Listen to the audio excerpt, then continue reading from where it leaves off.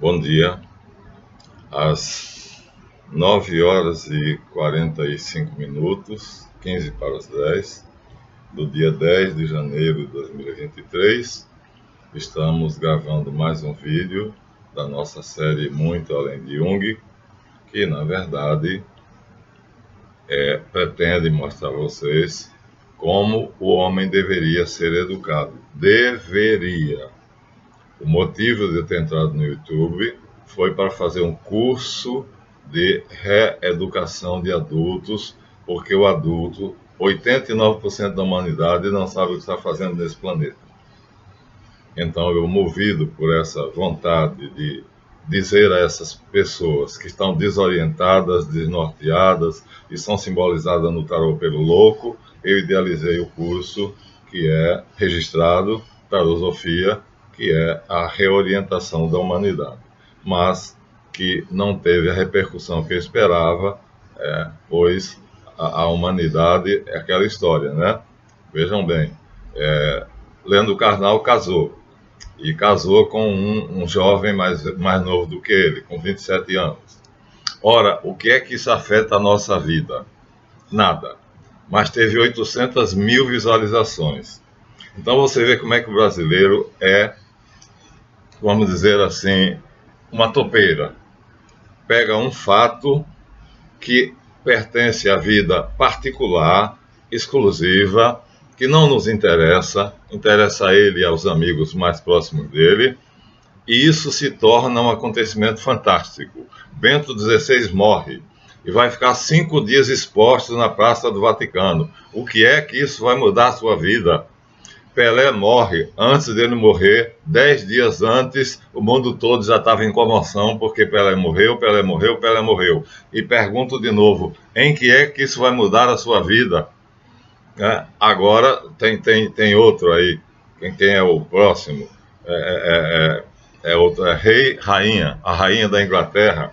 Então, minha gente, nós nos alienamos. O sistema, o establishment, fundado pela Cahal hebraica, terminou fazendo com que nós nos esquecêssemos de nós mesmos. O centro da minha vida sou eu, e depois a minha família. Esse é o meu interesse. O que me afetar e o que afetar a minha família, isto me interessa. E é aí que o judeu ganha da gente, porque ele vê o mundo assim. E quando ele é educado assim, ele termina conquistando o mundo, que é o que aconteceu agora. Terminou que o domínio do mundo, se a Rússia não ganhar, e eu não sei se vai ganhar ou não vai, isso não me interessa, já me despreocupei, né? Antes eu estava vendo essa guerra de titãs, e hoje eu não me interesso mais, porque é tanto vídeo, tanta propaganda falsa, tanta fake news. Então, minha gente, pelo amor de Deus, tirem a cabeça do que está acontecendo com Pelé, com Bento XVI, com a Rainha Elizabeth, com Leandro Carnal, e botem a cabeça no que interessa a vocês. E finalmente aqui no Brasil veja como a Cahal hebraica é inteligente, né? Instigou, desafiou e, vamos dizer assim, insuflou até que finalmente os bolsonaristas cometeram um erro fatal. Agora, o candidato eleito de vilão, passou a ser herói. Eles esperavam por isso e sabiam que a burrice dos brasileiros terminaria assim. Trump já tinha feito o mesmo em Nova York, no Capitólio, né?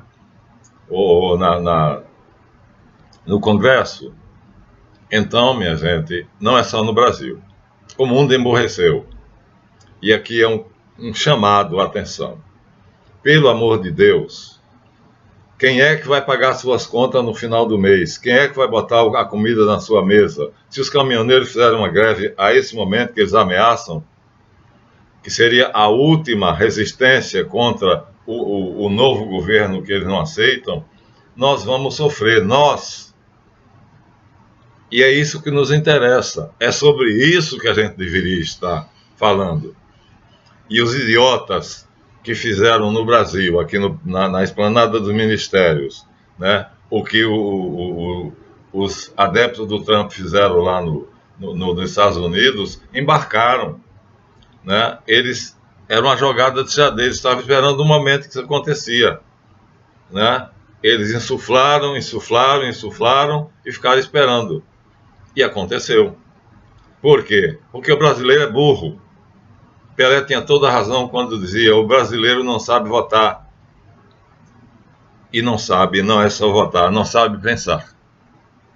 Aí nós vamos agradecer agora, amainando um pouco o tom de voz e pedindo a vocês: não se alienem. Pensem na comida da sua mesa. Pensem na sua família.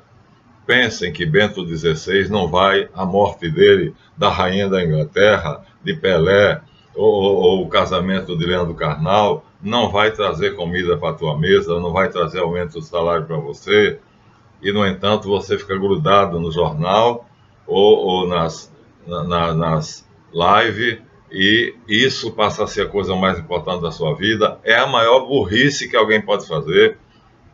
Como é que você pode deixar de pensar na sua subsistência, na sua existência, nas condições de vida digna e querer forçar o exército brasileiro a dar um golpe de Estado? Seria, não sei de quem foi essa ideia, mas, claro, né, evidentemente, era tudo o que o lado de lá queria.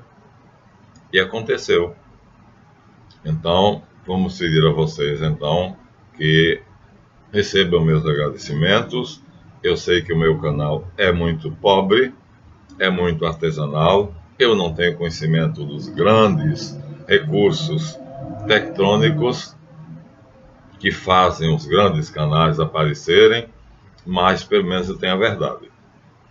E aí eu vou começar a dizer a vocês exatamente o seguinte: nós mostramos a vocês já no livro de As Constituições de Anderson, que ele foi sincero quando ele mostrou que os estatutos dos antigos começavam assim: nós, mestres maçons ou mestre carpinteiro por causa de Noé, pertencente à sociedade dos ditos mestres, juramos em honra de nosso Senhor Jesus Cristo, da Virgem Maria, da Santa Madre Igreja de todos os santos, e em honra aos dirigentes atuais e futuros, para a felicidade da cidade de Bolonha, aceitar e obedecer às ordens do magistrado e de todos que governam a cidade de Bolonha, aceitar e obedecer todas e cada uma das ordens que me derem, presidente, oficiais da Sociedade dos Mestres Maçons e Carpinteiros, em honra e pelo bom nome da sociedade, conservar e manter em bom lugar a sociedade e seus membros, manter e conservar os estatutos e regulamentos, que são os landmarks, os dogmas, da tal sociedade, tanto agora quanto no futuro, em tudo obedecendo a eles e ao regulamento da Comuna de Bolonha, ficando determinado que a tudo isso eu me obrigo livremente com a entrada para essa sociedade, ficando livre dessas obrigações somente no caso de vir a ser excluído da mesma sociedade. Esse era o juramento dos antigos. Não tinha nada a ver com o Templo de Jerusalém. Olha, em nome de Nosso Senhor Jesus Cristo, em nome da Santíssima Virgem Maria, da Santa Madre Igreja de Todos os Santos, o que é que tinha a ver com o judaísmo? Nada. Mas a Carral hebraica, fundada por Erna no ano 430, estava agindo. Estava agindo depressa. E ela foi rápida. Do ano 435 a.C. até o ano 300 depois de Cristo, ela conseguiu progressos notáveis. E no ano 35 a.C., nós vamos ver escandalizados. Ó, isso aqui, Anderson foi honesto. Ele reproduz esse documento. Então, só você, que é burro, é que não percebe que ele reproduz, porque ele já sabe que ganhou. Perdeu, mané. Então, ele reproduz. E ao reproduzir esse documento, ele bota agora como será a nova sociedade dos maçons, totalmente ligada ao judaísmo. inteiramente. Já mostramos a vocês, vamos mostrar novamente. Fiz um estudozinho mais detalhado. E aí vamos ver aqui, né? Na época de Augusto, Jesus Cristo nasceu e morreu no reinado de Tibério. E aqui nós vamos ver esse personagem que foi um rei fantástico, né? Só foi suplantado, dizem os historiadores, depois de Augusto, só um homem maior do que ele, que é Jesus Cristo. E aqui nós temos aqui já a divisão da Palestina já em pequenos reinos. Ou seja, a ideia de Javé falhou. E como eu disse a vocês no vídeo passado, falhou porque o homem, tinha tudo sido preparado. Aqui está o Monte Sião. Vocês veem aqui várias perspectivas. Aqui está não está muito nítido, porque é um retrato.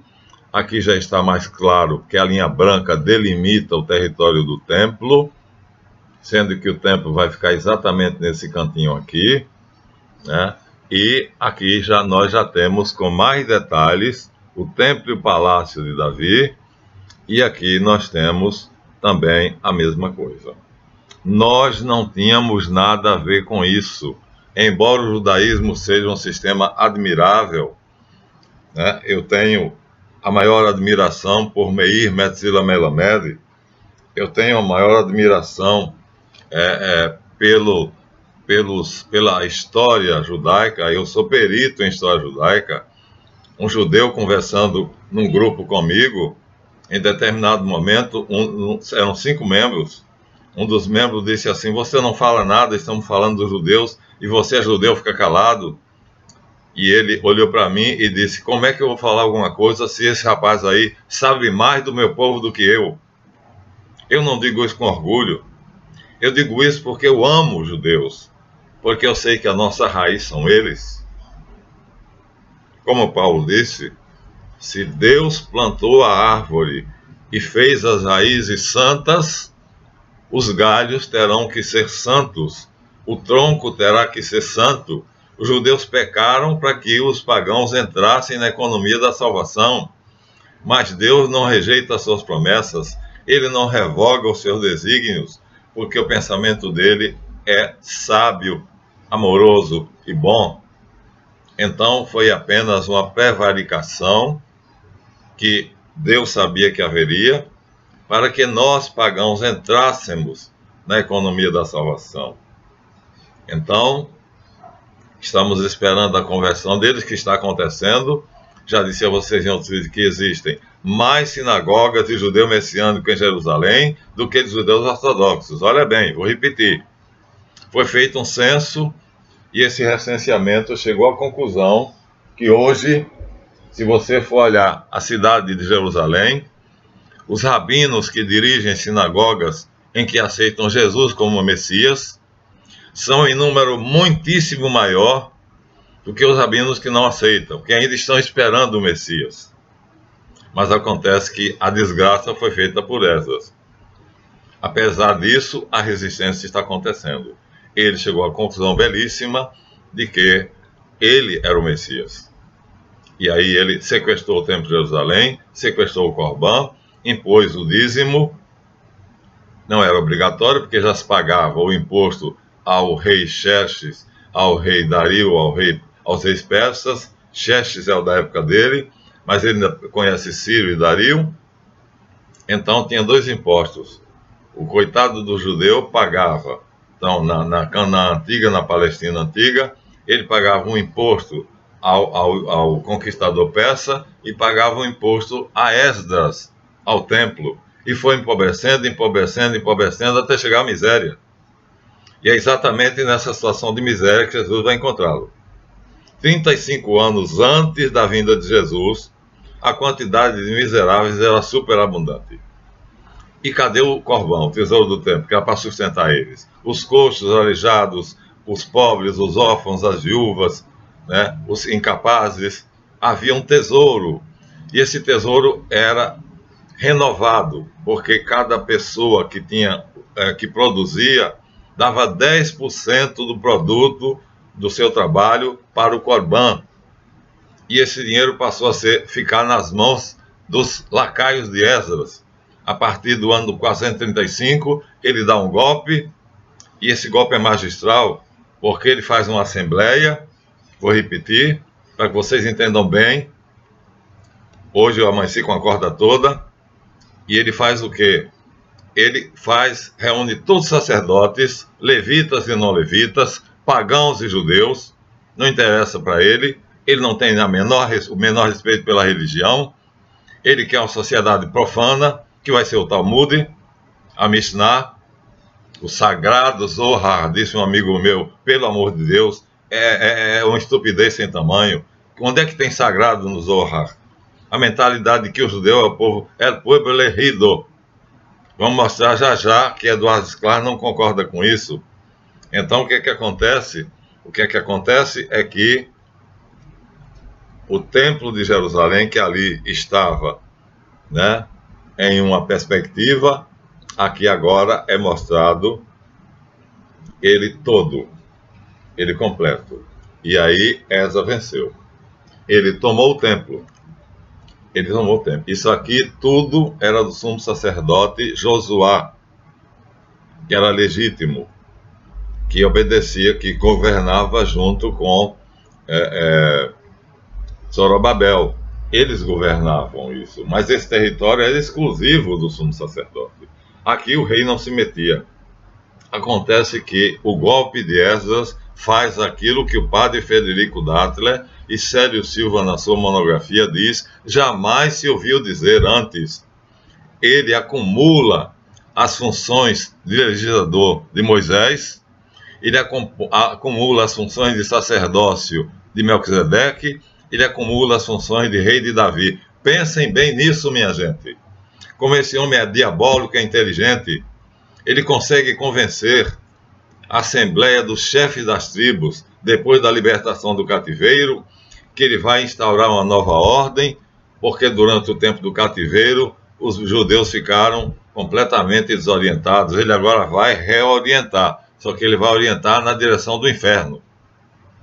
Então ele vai prometer que ele vai restaurar, essa é a palavra, né, o judaísmo, de tal maneira que o líder mais capaz, que é ele, seja rei.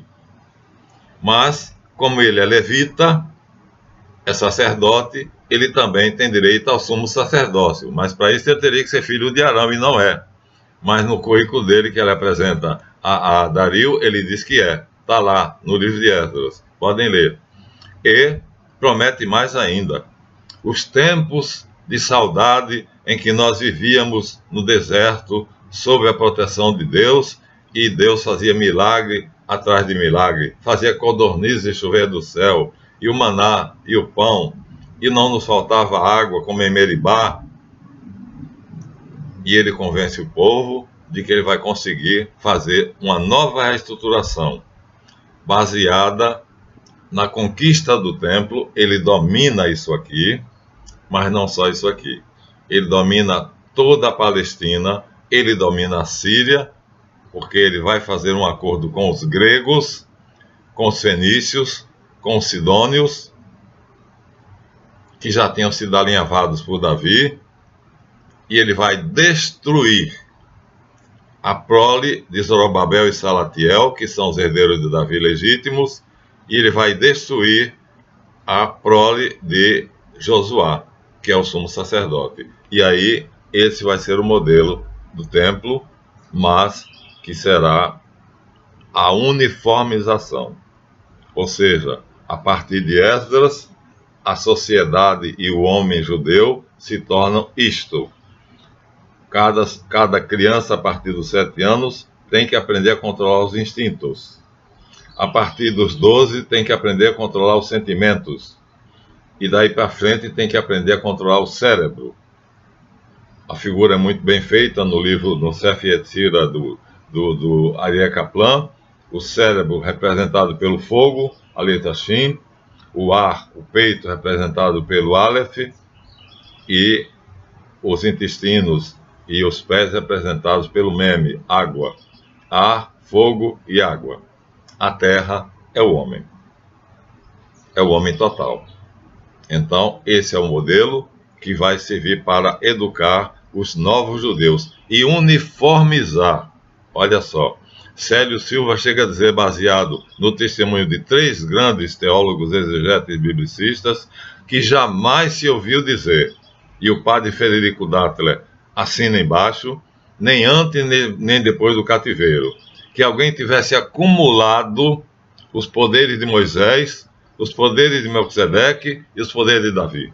Nunca se ouviu falar isso em Israel. E o canalha consegue fazer isso. E funda a Kahal. Pronto. Essa é a palavra que eu não quero que vocês esqueçam. Kahal quer dizer assembleia. Eles chamam de grande sinédrio, ou grande sinagoga, que vai governar tudo e vai ficar riquíssima. E os escribas e fariseus, e o sumo sacerdote, que vai ser um boneco, e o rei Herodes, que vai ser um covarde nas mãos deles, vai obedecer a ele. E ele não vai morar em Jerusalém, porque ele sabe que todas as vezes que há uma invasão, essa invasão mira Jerusalém. Ele vai para Yavne, e lá ele fica escondidinho, junto com o rabinato, com os grandes rabinos, né, o vinhedo de Yavne, ou então nas academias de Sura, de Pombadita, ou da Babilônia, mas foge de Jerusalém. Então é esse homem que começa toda a miséria. E a maçonaria vai imitar isso aqui. Triste. Vamos dar um salto. Então, passando por cima daquilo que nós mostramos a vocês, que foi a sociedade maçônica dos antigos, que não tinha nenhuma relação com isso, nós agora vamos mostrar a vocês como é que se organiza a maçonaria hoje. Então, dei uma olhada, e aqui é assim. Então, aqui está a loja maçônica. É o mesmo que o Templo de Jerusalém. Vamos recapitular? Vamos, ó. Essa coluna preta aqui deitada é o primeiro vigilante, responsável pela ordem aqui no ventre e nos pés.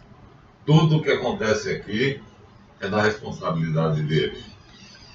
Aqui nós temos o trono do segundo vigilante, que é responsável, na verdade, pelos aprendizes, e ele fica aqui na coluna dos companheiros, olhando para os aprendizes. Então, o livro é enorme, o que me causa dificuldade. Então, os aprendizes estão aqui, ó, nesses bancos. E quem controla eles está aqui, olhando para eles, ó.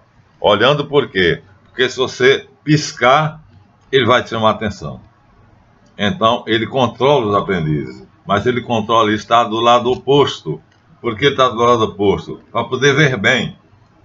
Ou seja, é a disciplina mais tirânica e rigorosa. Não há um ditador que faça o que a maçonaria faz.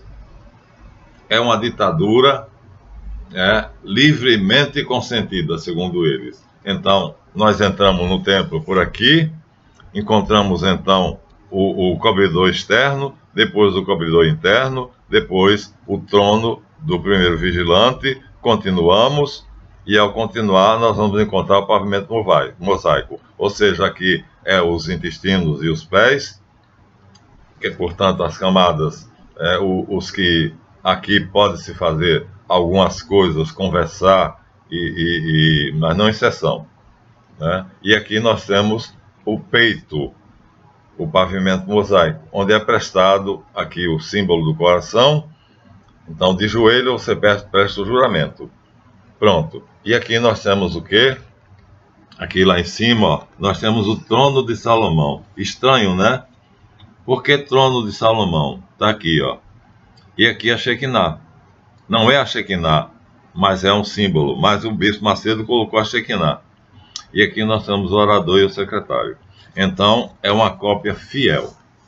Portanto, a sociedade maçônica se organiza exatamente como o judaísmo, com a intenção de uniformizar cada homem para que ele se torne um soldado, abrindo caminho para o judeu na conquista do mundo.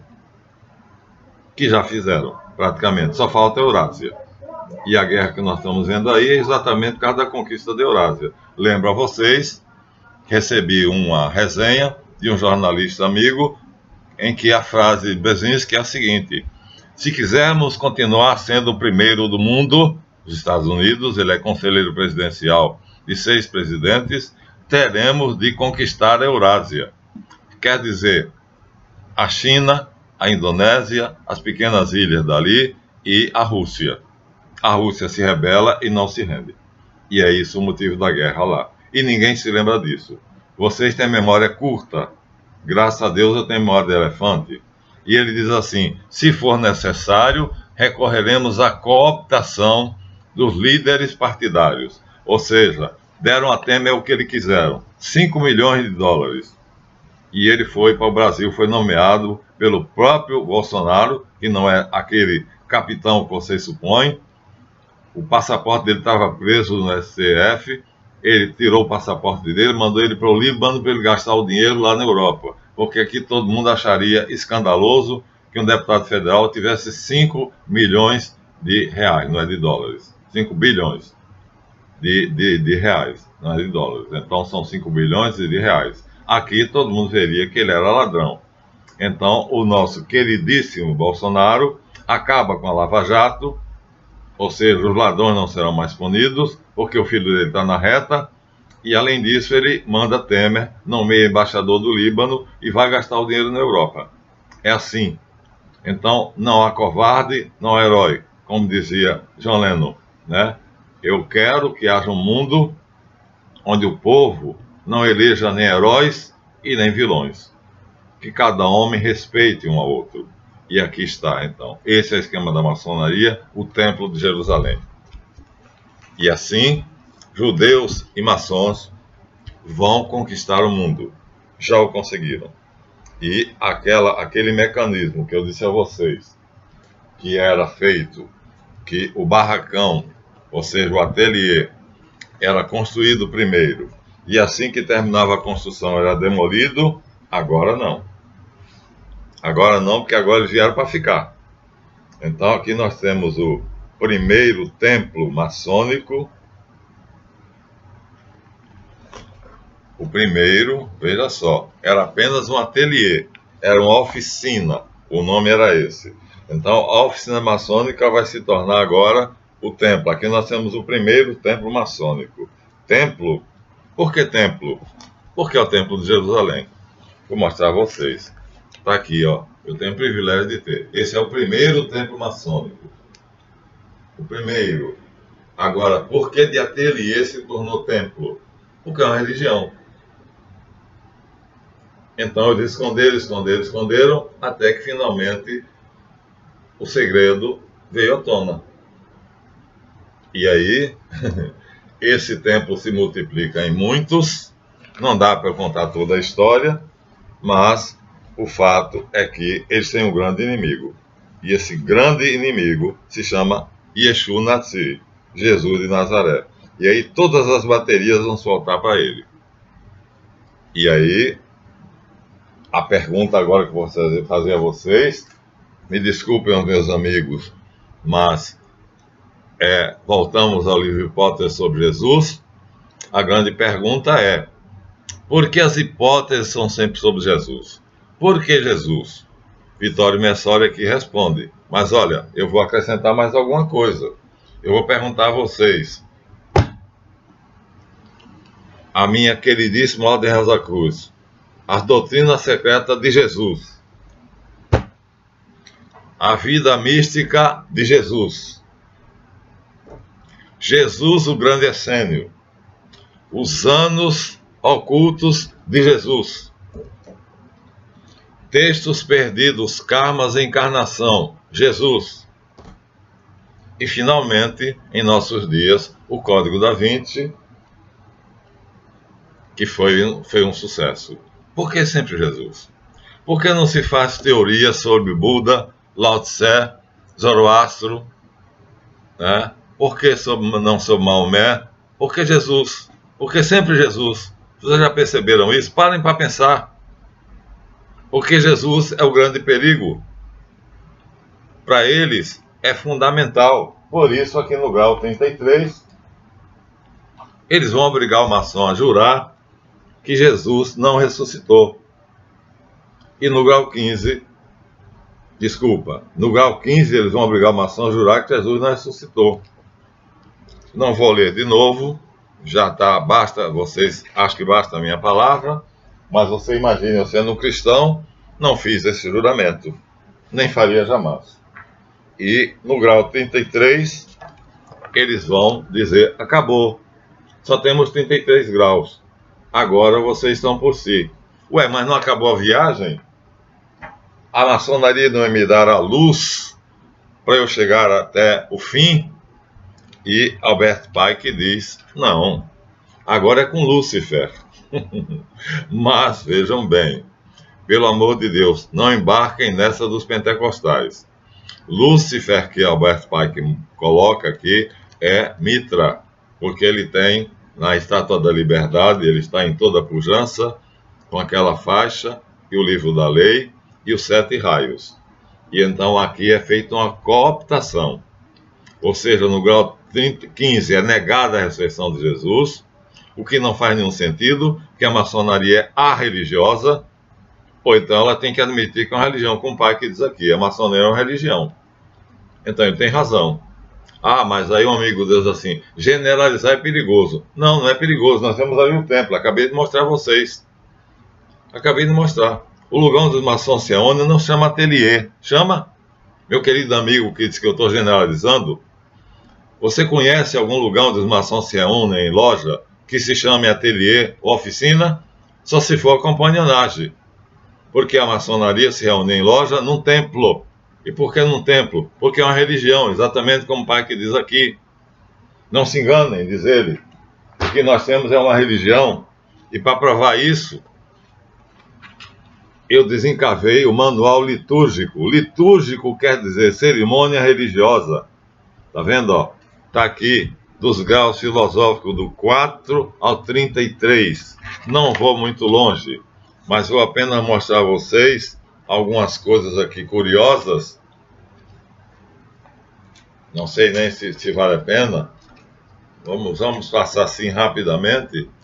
Talvez aconteça, seja necessário, mas a palavra liturgia, ó, o castiçal de 7 braços dos judeus. Poderia ser mais claro? Então veja, aqui está o judaísmo puro, mas aqui está também o Ankh dos egípcios, Osíris. Então nós vamos no próximo vídeo para mostrar a vocês como é que eles passaram pelos egípcios, passaram por Noé e terminaram nas mãos de Javé. Então, manual litúrgico. Ó, aqui ainda temos a estrela de 6 pontas, que dizem que foi de Davi. Estrela de Davi, só se você for um idiota para acreditar nisso. Então, eles são judaizantes e só não vê quem não quiser, quem for cego. A Bíblia maçônica, ela tem na capa dela, vocês não conhecem, mas olha bem, ó, na capa dela tem o esquadro e o compasso. Então é diferente da nossa. Ela tem notas que a nossa não tem. Tá vendo, ó? Vocês não sabem disso. Então, é uma religião com sacerdócio, vítima e sacrifício. E pai que não esconde. Ele diz isso claramente. Afora esse livro aqui, para provar, nós temos aqui o segredo dos objetos. Quando havia o ofício, o segredo era como fazer uma parede, como fazer uma vidraça, como fazer um piso, né? Como levantar uma cúpula. Mas aqui não, agora são objetos. Por que esses objetos são sagrados? O segredo dos objetos. Está em francês, mas todo mundo consegue ler. Por que esses objetos são sagrados? Aqui nós temos a grande traição. O Duque de Montagu, do lado de cá, com as constituições de Anderson, e o Conde de Horton, primo dele aqui, e os antigos, e os novos, e os modernos se unindo. A campanionagem não aceitou a safadeza. Ficou de fora. Não aderiu aos novos e não quis ser traidor junto com os antigos. Aqui une-se a Grande Loja de Londres e se torna a Grande Loja Unida de Londres. Passa a ser uma só. Duas com 60 anos de luta, ou 80, não quero me lembrar disso, e Apolo aqui em cima, ó, símbolo do paganismo, o Sol. O Sol vai nos trazer agora uma outra coisa. Eles vão teorizar, vai aparecer uma nova corrente, que vai dizer que Jesus não é um personagem real. Na verdade, todos os grandes avatares, eu não posso usar avatar, porque eu não acredito na reencarnação, e então avatar tem que ser uma reencarnação, são apenas a projeção do sistema solar na Terra. Ou seja, o Sol vai ser aquele homem, como Zoroastro, como Maomé, como Lao Tse, como Moisés, que vai arrastar atrás de si 12, no caso de Moisés, as 12 tribos de Israel, né? E no caso de Jesus, os 12 apóstolos. Então eles vão dizer que a humanidade idiota não entendeu que, na verdade, apenas o que acontece é um simbolismo astrológico. Então Jesus não tem nada a ver de Cristo, não tem nada a ver de Deus, como o Karnal disse claramente, porque me tornei ateu. Jesus nunca disse que era Cristo, Jesus nunca disse que era Deus. Isso interessava a vocês, mas vocês não comentaram. Agora que ele casou com um rapaz de 27 anos, passou a ser o assunto das manchetes. Não me interessa a vida dele, até porque a questão de gênero já está superada. Cada um escolhe aquilo que quer, a vida que quiser, né? Então aqui, olha, o simbolismo astrológico. E esse simbolismo astrológico é curioso. Vocês não conseguem perceber. Como o Esdra previa que a humanidade era burra. Porque aqui ele coloca 13.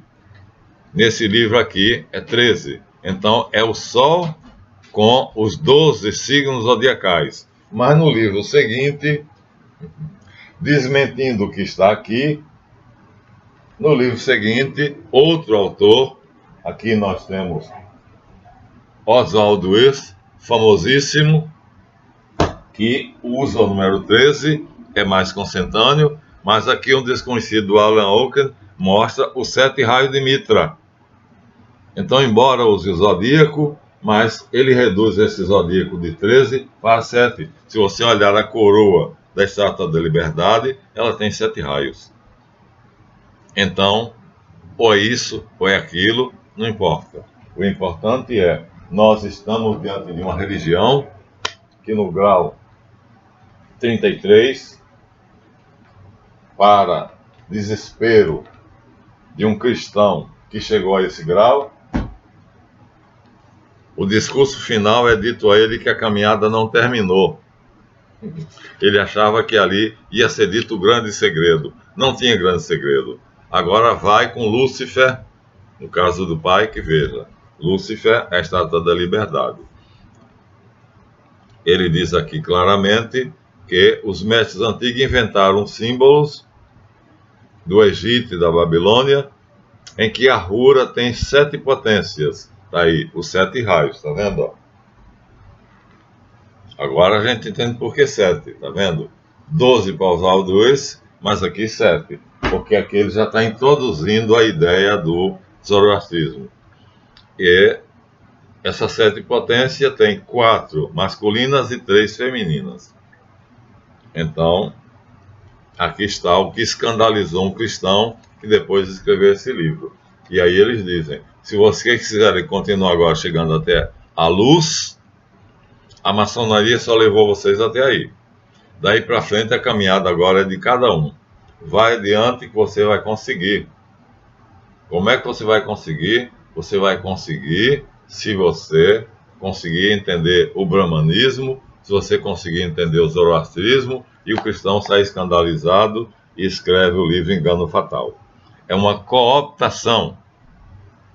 Então, no grau 15, levam o cristão a negar a ressurreição de Jesus, dizendo falsamente lá na proposta que toleram todas as religiões, que a liberdade religiosa para eles é sagrada. No grau 15, negam a ressurreição de Jesus, lhe obrigam a negar. No grau 23, dizem a você que se você for inteligente, abandone a sua religião e procure entender o brahmanismo e o zoroastrismo. Ou seja, é a última palavra, grau 33. Agora você terá que procurar encontrar nessas duas religiões, o brahmanismo e o zoroastrismo a luz maçônica que lhe foi prometida lá no quarto das reflexões, na sala das reflexões. Pronto, Epio non dico. Então, vamos aos objetos litúrgicos. Não, os objetos sagrados. Olha, sagrados. O segredo dos objetos. Por que os objetos da maçonaria são sagrados? Ele vai mostrar aqui, primeiro, a traição. Segundo, aqui esse quadro é belíssimo. A fé, a esperança e a caridade. A fé com o livro, que é a Bíblia. Nós acreditamos sempre em um livro escrito por um profeta. No caso do nosso, Moisés escreveu o Antigo Testamento e Jesus, que é melhor dizer, a Antiga Aliança, o Novo. Aqui a esperança com a âncora e aqui a caridade, simbolizada por uma mãe que dá mamar aos seus filhos. E, acima de tudo, o Cristo Sol, que é aquele que a maçonaria vai dizer no grau 33, que você não deve aceitar Jesus, mas você deve escolher no brahmanismo e deve escolher no zoroastrismo qual é dos dois sistemas que vai lhe oferecer melhores condições para que você chegue à luz verdadeira. E aqui há uma fusão perfeita, o quadro é belíssimo, a concepção é maravilhosa. Nós temos aqui 7 degraus, sob esses degraus está o pelicano, tirando a carne do peito para dar aos filhotes. Aqui tem outra cruz, aqui está o Cavaleiro Rosa Cruz, né? E aqui está Jesus crucificado. E aqui, em cima dele, está Javé. Ou seja, Jesus é inferior a Javé. Nós já vimos que Javé, na verdade, é criatura de Jesus. Então, veja, assim eles vão continuar o judaísmo. Aqui é uma coisa semelhante, e eu não vou o livro todo, né? Então, o Santíssimo Sacramento do altar seria apenas o símbolo do sol. Vocês já viram a custódia? Ela é irradiante feito o sol. E assim a maçonaria vai fazer num livro muito bom, genial, né? Que é a missa, analisada por um maçom. Eles vão mostrar que a missa é, na verdade, um compêndio de verdade de várias religiões. É verdade. Aqui, a cerimônia da morte de Irã está mal, não está, eu tenho de maneira mais clara. A cruz dos templários e a pedra cúbica dos mestres. Por que eu não quero desenrolar?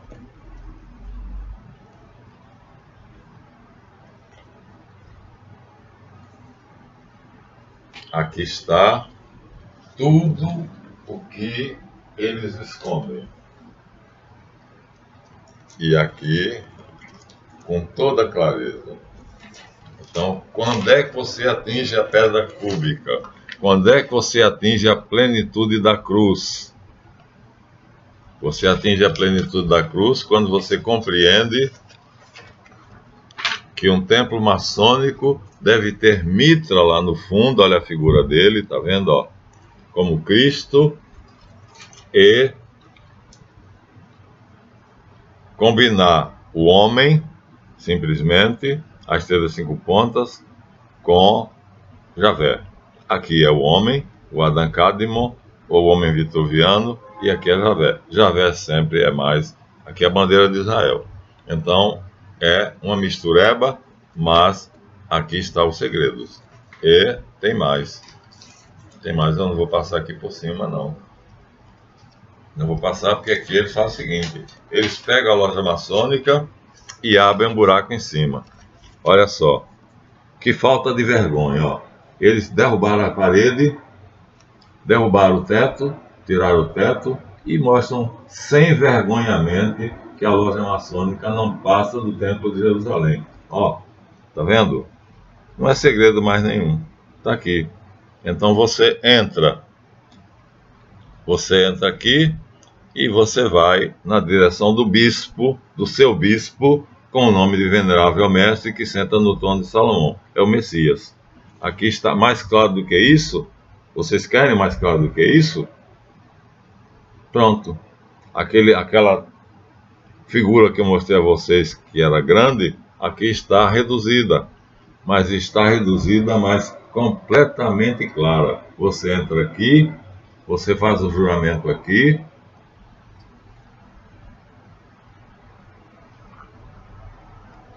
Não, aqui não é o juramento ainda. Aqui tem o altar de juramento está aqui. E finalmente aqui o dossel com a letra Yod Revorê, Javé. Então, é um templo judaico. Pronto. Segredo dos objetos está aí. E não vamos adiante, porque vamos perder tempo. Vamos encontrar o óbvio, né? Mas fica claro que o segredo é exatamente isso. Por que Jesus? Por quê? Porque só interessa Jesus. Porque no final eles vão tentar desqualificar Jesus. Porque o Código da Vinci vai dizer que Jesus teve um filho com Maria Madalena e era um homem comum como qualquer outro. Porque todos esses livros aqui, sejam da Rosa Cruz, sejam de qualquer outro, não importa, vão falar sobre Jesus, bem ou mal. Então, só Jesus. Você não vai encontrar jamais tanta literatura sobre Jesus. Jesus é o objeto deles para destruí-lo. Com artifício. Às vezes, eles são capazes de, como Davi Rockefeller, antes de morrer, ele construiu 80 igrejas batistas do bolso dele. Assim, aparentemente, fazendo um culto cristão. O Bispo Macedo, as igrejas dele, ele se diz evangélico. Agora, quando ele vai celebrar o culto cristão no Templo de Salomão, ele se veste de rabino judeu. É preciso ser uma topeira para não perceber que ou esse homem é louco, ou ele sabe que nós somos tão estúpidos que não estamos percebendo a grande contradição que é ele dizer que é um pastor evangélico cristão, se vestir de judeu e chegar lá no parlatório, lá na frente, e pregar uma mistura de judaísmo e cristianismo. E é um dos homens mais ricos do mundo. E ninguém sabe de onde vem tanto dinheiro, do poço sem fundo do Rothschild. Então, paramos aqui com uma denúncia. Sinto muito, meus irmãos, mas aqui nós temos as principais sociedades secretas que a Carral funda do ano 300 antes de Cristo até o ano 1690, culminando na maçonaria, e continua fundando outras. Aqui tem o grupo Bilderberg, os Illuminati, aqui nós temos o Priorado de Sião, a maçonaria, a Rosa Cruz está aqui, a Carbonária, a máfia, né? E todas as outras. E tudo isso aqui, para quê? Olha só.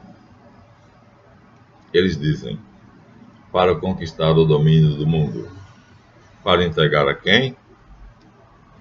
Já mostrei para vocês. Não sei se eu vou encontrar com facilidade, mas se encontrar bem, se não encontrar, amém. Mas para colocar aos pés desse cidadão o mundo escravizado, que nós sabemos que vai sofrer a peste, a fome e a guerra.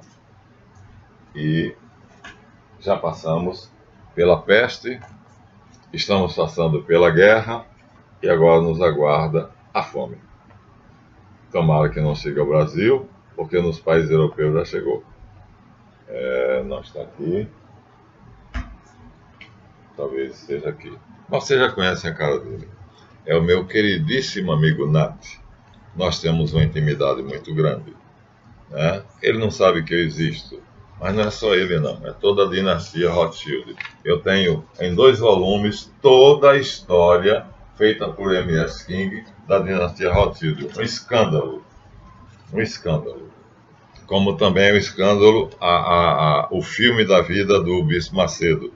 Se vocês conhecessem ele, como eu conheci, desde o começo dele no Coreto, pregando no Coreto, até o Templo de Salomão e o Templo Maior, vocês veriam que não é nada daquilo que ele diz.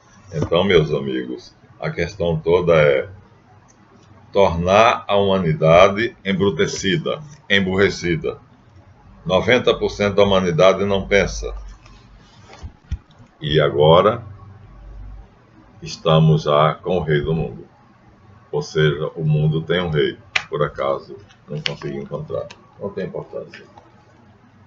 Não tem importância.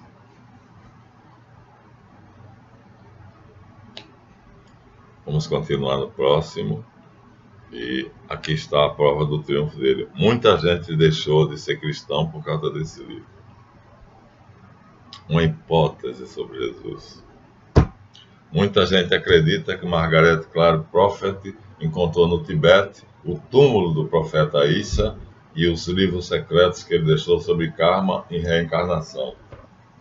Eu não vou além para não ferir os meus irmãos da Rosa Cruz, mas